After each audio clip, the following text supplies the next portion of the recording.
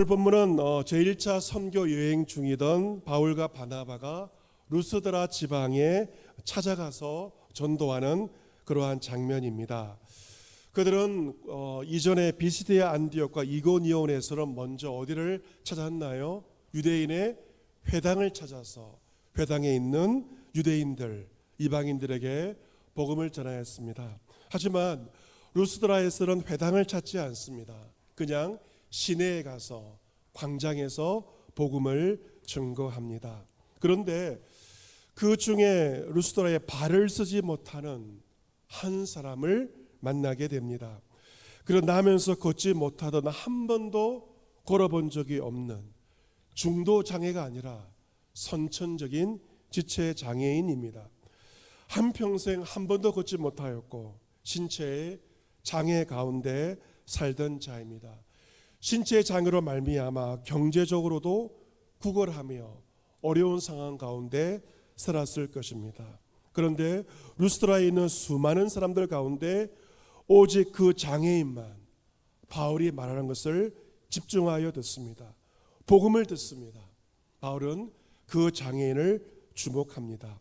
그리고 구원받을 만한 믿음이 그에게 있는 것을 보게 됩니다. 여러분, 사람이 어떻게 믿음을 가지게 되는 것일까? 하나밖에 없습니다. 말씀을 듣다 보면 나도 모르게 믿음이 생기게 됩니다. 그래서 로마서 10장 17절에 믿음은 어디에서 나며 믿음은 들음에서 나며 들음은 무엇으로? 그리스도의 말씀으로 말미암았느니라 기록되어 있는 것처럼 성경을 들으면 그리스도의 말씀을 듣다 보면 나도 모르게 믿음이 생겨나게 됩니다. 루스드라에서 바울이 증거하는 그리스도의 말씀을 듣고 그 장애인에게 구원받을 만한 믿음이 생기게 되었습니다. 바울이 그것을 확인하고 그 사람에게 큰 소리로 이릅니다. 내 발로 바로 일어서라. 너의 발로 바로 일어서라. 그러자 그 사람이 일어나 걷습니다. 할렐루야. 내 발로 바로 일어서라. 주의 이름으로 선포할 때 한 번도 걷지 못하던 그 사람이 일어나 걷는 하나님의 역사가 그에게 나타나게 되었습니다. 이것은 사도행전 3장에서 사도 베드로와 요한이 행한 일과 거의 비슷하죠. 베드로와 요한 역시 성전에 올라가면서 나면서 못 걷게 된 그 한 남자를 만나게 됩니다. 베드로와 요한이 더불어 그를 주목하여 말합니다. 우리를 보라 라고 하자 그 사람은 돈을 바라고 베드로와 요한을 바라봅니다. 하지만 베드로와 요한이 그에게 말하죠. 은과 금은 나에게 없다. 내가 원하는 은과 금은 나에게 없지만 나에게 있는 이것을 내게 주노니 나사렛 예수 그리스도의 이름으로 일어나 걸어라. 예수 이름으로 선포합니다. 오른손을 잡아 일으키자 발과 발목, 근력이 저려했던 발과 발목이 힘을 얻고 뛰어서서 걸으며 그들과 함께 성전으로 들어가면서 걷기도 하며 뛰기도 하며 하나님을 찬송합니다. 예루살렘의 모든 백성 그의 걷는 것과 하나님의 찬송을 보고 그가 구걸하던 자인 줄 알고 그 모든 일로 말미암아 심히 놀랍게 여기며 놀랍게 여기게 됩니다. 베드로와 요한이 한 사람을 주목했던 것처럼 바울 역시 루스드라 성에서 복음을 전하면서 나면서 걷지 못하던 누구도 주목하지 않던 그 한 사람을 주목합니다. 여러분, 이번 한 주간 지나시면서 많은 사람이 아니라 한 사람에게 주목하시기를 바랍니다. 한 영혼을 위해 기도하십시오. 그를 주목하고 그를 위해 기도하고 예수의 이름을 의지하여 선포할 때 그 사람에게 놀라운 주님의 역사가 일어나게 될 것입니다. 한 사람을 주목하고 한 영혼 위하여 기도하고 예수의 이름으로 선포할 때 주님의 역사는 지금도 우리를 통하여 나타나게 될 것입니다. 이것이 바로 주님이 행하시는 일들입니다. 루스드라와 있는 많은 사람들은 바울이 행한 그 일을 눈으로 다 보게 됩니다. 그들의 말 루가오니아 방언으로 소리질러 말합니다. 신들이 사람의 형성으로 우리 가운데 내려오셨다. 바울과 바나바를 신이라고 높이고 있습니다. 그래서 바나바는 제우스로 하고 바울은 그 중에 말하는 자이므로 헤르메스라고 부르게 됩니다. 이 제우스는 헬라의 그 많은 신들 가운데 으뜸이 되는 주신, 가장 높은 신이고 라틴어로 주피터라고 부르기도 합니다. 이 헤르메스는 제우스의 아들로서 대변인 역할을 하며 말을 하는 자입니다. 아마 바나바가 바울보다 연장자였기에 바나바를 제우스라 불렀고 말을 바울이 하고 있었기에 바울을 향하여서 헤르메스라고 그렇게 불렀던 것입니다. 또한 시외에 있던 제사장, 제우스 신동의 제사장들이 소를 끌고 화환을 가지고 대문 앞에 와서 무리와 함께 바나바와 바울에게 살아있는 사람에게 제사를 드리고자 합니다. 왜 이러한 일들이 일어나게 되었을까 궁금할 수 있습니다. 이것은 루스드라의 배경을 알아야만 이해가 가능합니다. 루스드라 근처에서 두 개의 비문과 돌로 된 하나의 제단이 발견된 적이 있습니다. 이러한 고고학적 증거가 무엇을 말하는가? 이것은 바로 누구를 위한 제단인가? 제우스와 헤르메스를 위한 제단인 것입니다. 그래서 제우스와 헤르메스는 루스드라의 수호신으로 숭배를 받았던 증거들이 고고학적 증거가 지금도 남아 있습니다. 또한 물언적인 증거도 있는데요. 당시 라틴 시인 오비스는 루스드라 지방의 신화와 전설을 기록한 것이 지금도 남아 있습니다. 그 신화에 의하면 제우스와 그의 아들 헤르메스는 인간의 모습으로 변장을 하고 루스드라의 산지를 방문하였습니다. 그들은 자맹을 하면서 천여 가구에 문을 두드렸지만 천 가구 그 아무도 그들을 받아들이지 않았습니다. 오직 한 집과 갈대로 엮은 한 초라한 오두막에 묵게 되었습니다. 그 집에는 빌레몬과 바우시스라고 하는 늙은 농부 부부가 살고 있었습니다. 노부부는 가난한 살림살이였지만 정성을 다하여 그 손님들을 후히 대접하였습니다. 변장한 제우스와 헤르메스는 그 부부에게 큰 상을 내려서 그들이 살고 있는 오두막을 금 지붕과 대리석 기둥이 있는 신전으로 만들었다는 전설이 내려오고 있었고, 그리고 그들을 맞아들이지 않았던, 환대하지 않았던 집들은 다 부수어 버렸던 것입니다. 루스드라 사람들은 이 신화를 알고 있고 믿고 있었기에 능력을 행하는 바울과 바나바를 보고 제우스와 헤르메스가 다시 이 땅에 내려온 것으로 생각을 한 것이고 그들을 신처럼 숭배하려고 하였습니다. 하지만 두 사도 바나바와 바울은 그들의 말을 듣고 옷을 찢습니다. 그들이 신성모독을 하고 있었기 때문입니다. 그들은 무리 가운데 뛰어들어가 소리 지르면서 말합니다. 여러분들이여 어찌하여 이러한 일을 하느냐? 우리는 여러분과 똑같은 성정을 가진 사람이다. 너희와 내가 다를 바가 없다. 자신을 신으로 섬기려고 하는 것을 제지하고 제사를 못 드리게 합니다. 이것은 사도행전 12장에 나오는 헤롯 임금의 모습과 극명하게 대조적인 모습입니다. 헤롯 임금이 나를 택하여 왕복을 입고 단상에 앉아 백성들에게 일장 연설을 합니다. 백성들이 그 왕의 연설을 듣고 아부를 합니다. 이것은 신의 소리요 사람의 소리가 아니라고 아첨을 떱니다. 하지만 헤롯은 하나님께 돌리지 할 영광을 슬며시 가로챕니다. 자신이 신인 것처럼 착각을 합니다. 그러자 주의 사자가 헤롯을 치니 헤롯은 벌레에게 먹혀 비참한 최후를 맞이하게 됩니다. 연설을 통하여 하나님의 영광을 가로채고자 했던 헤롯과 달리 바울은 루스드라 사람들이 자신을 신처럼 섬기려고 하자 옷을 찢으면서 그들의 행위를 제지합니다. 그리고 말합니다. 여러분에게 이 복음을 전하는 것은 이런 헛된 일을 버리고 천지와 바다와 그 가운데 만물을 지으시고 살아계신 하나님께로 돌아오게 함이라. 오늘 설교의 제목은 헛된 일을 버리고 하나님께로 돌아오라입니다.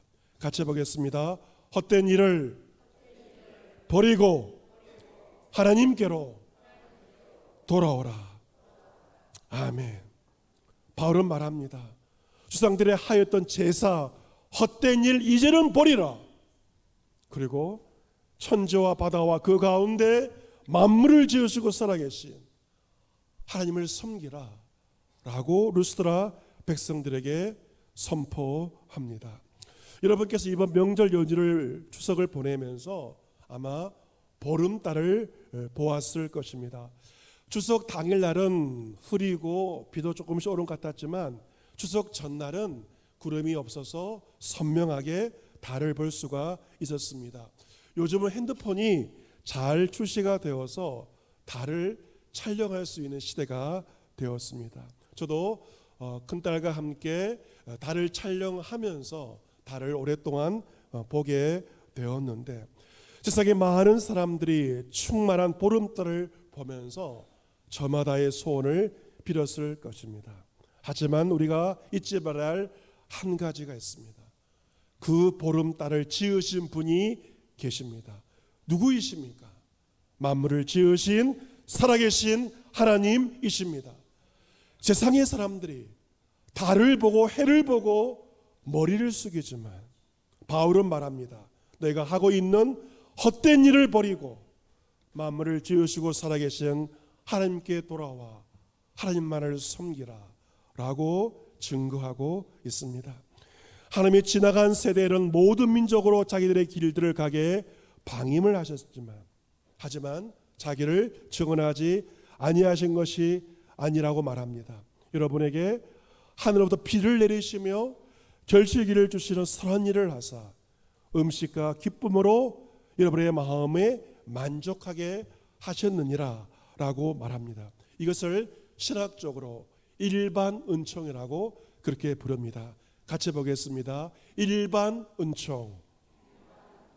이 일반 은총은 무엇인가? 예수를 믿는 자에게만이 아니라 예수를 믿지 않는 세상의 모든 민족에게 베푸시는 은혜를 가리켜서 일반 은총이라고 신학적으로 부르기도 합니다. 하나님은 세상의 모든 민족에게 무엇을 하셨는가? 무엇을 통하여 자기를 증언하셨는가? 비를 내리시고 햇빛을 주시고 결실기를 주신 것이 바로 모든 민족에게 베푸신 하나님의 은혜입니다. 그 모든 가을의 결실을 통하 우리는 음식을 만들고 명절을 지키며 그리고 기쁨을 누림을 통하여서 하나님께서 우리 마음에 만족함을 주시는 것입니다. 이번에 고향에 내려가는 길에서 들판에서 익은 주스를 기다리는 누렇게 익어가는 벼들을 보았습니다. 그 모든 결실은 농부들의 수고가 있었지만 그러나 농사는 하늘이 진다는 말이 있지 않습니까? 오곡백과 하나님께서 우리에게 베푸신 하나님의 선한 일입니다. 여러분께서 이번 명절을 맞이하여서 가족 친지들과 함께 한 상에 둘러서 송편도 빚고 음식을 먹으면서 기쁨이 많았을 것이고 그리고 만족이 많았을 것입니다. 저도 저희 어머니와 함께 코로나 가정과 추석 당일날 예배를 드리고 아버지 계시는 낙골당에 가서 기도를 드린 다음에 합천 황매산을 갔습니다. 억새가 피어 있었습니다. 가을 하늘이 참 좋았습니다. 그래서 점심때를 맞이해서 점심 메뉴가 양푼 비빔밥이었습니다. 양푼을 들고 와서 나물을 넣어놓고 고추장을 넣어서 함께 음식을 먹었는데 얼마나 맛이 있었는지요. 어머니도 맛있게 드시고 온 식구들이 파란 가을 하늘에서 비빔밥을 먹으면서 기쁨의 시간을 보내게 되었습니다. 이 모든 것은 하나님께서 믿는 자이든 믿지 않는 자이든 모든 백성에게 베풀어 주시는 일반 은총이라고 말할 수 있습니다. 로마서 1장에서 사도 바울은 증거합니다. 창세로부터 그의 보이지 아니하는 것들, 그의 영원하신 능력과 신성이 그가 만드신 만물에 분명히 보여 알려졌나니 그러므로 그들이 핑계하지 못할지니라. 하나님을 알되 하나님을 영화롭게도 아니하며 감사하지도 아니하고 오히려 그 생각이 허망하여지며 미련한 마음이 어두워졌나니 스스로 지혜 있다 하나 어리석게 되어 썩어지지 않는 하나님의 영광을 썩어질 사람과 새와 짐승과 기어다니는 동물 모양의 우상으로 바꾸었느니라 라고 증거하고 있습니다. 하나님의 영원하신 능력과 신성이 하나님이 창조하신 만물에 분명하게 보며 알려졌지만 안타깝게도 세상에 많은 사람들은 하나님을 영화롭게도 아니하고 감사하지도 않습니다. 그 생각이 허망하여졌고 미련한 마음이 어두워졌습니다. 다들 스스로 지혜 있다 하나 다 어리석은 것입니다. 어리석은 인간들, 썩어지지 않는 하나님의 영광을 보이는 우상으로 바꾸어 버렸고 제사를 드리기도 합니다. 하나님은 이러한 어리석은 인간들에게 또 하나의 은혜를 주시는데 그것은 바로 특별 은총입니다. 특별 은총은 바로 예수 그리스도를 통하여 주시는 구원의 은총을 가리켜서 특별 은총이라고 말합니다. 지금 사도 바울은 루스드라 백성들에게 예수 그리스도의 복음을 그들에게 증거하고 있습니다. 이 특별한 그리스도의 은총은 무엇을 통해 받는가? 그리스도의 말씀을 듣고 생기는 믿음을 통하여 예수 그리스도의 은총을 받게 됩니다. 복음을 듣고 예수를 믿는 자에게 하나님은 구원의 은총을 주시며 하나님은 치유의 놀라운 은총을 허락하여 주십니다. 사랑하는 성도 여러분, 10월 1일 이제 사사분기를 시작합니다. 올해가 3개월밖에 남지 않았습니다. 한 해를 결산해야 될 중요한 시간들이며 그리고 결실의 시간들입니다. 오곡백과가 결실을 맺는 이 가을, 우리 삶에도 좋은 열매가 가득 맺혀야 할 것입니다. 가장 중요한 것은 무엇인가? 바로 영혼의 결실입니다. 여러분, 농부들의 말을 들어보면 모든 곡식과 과일을 거두는 것도 때가 있습니다. 때가 놓쳐버리면 그것을 온전하게 추수할 수가 없습니다. 영혼의 추수도 마찬가지입니다. 이번 한 달은 우리가 영혼을 추수해야 될 중요한 시기입니다. 사도 바울처럼 사도 바울 루스드라에 있는 한 장애인에게 다가갔던 것처럼 하나님의 감동을 받아 여러분께서 한 사람을 꼭 주목하시기를 바랍니다. 한 영혼 위해서 기도하시고 그리고 그에게 꼭 전해야 할 예수 그리스도를 주시는 생명의 말씀 복음을 꼭 그 한 영혼에게 전하시기를 바랍니다. 여러분, 한 영혼 주님께로 돌아오는 것은 가장 시급한 일입니다. 어쩌면 그 영혼이 오늘 밤에 세상을 떠날 줄 모릅니다. 아니면 내일 새벽에 세상을 떠날 줄 모릅니다. 한 영혼에게 그리스도의 복음을 전함으로 그가 하나님께 돌아오게 하는 것은 가장 시급한 일이며 그리고 가장 중요한 일입니다. 또한 여러분이 하고 있는 일 가운데서 헛된 일이 있다면 그 모든 일을 이 가을에 다 버리시기를 바랍니다. 우리나라의 헛된 우상 두 가지를 말한다면 첫 번째는 이념이며 두 번째는 바로 물질입니다. 우리나라가 아직도 이념 간의 전쟁을 벌이고 있습니다.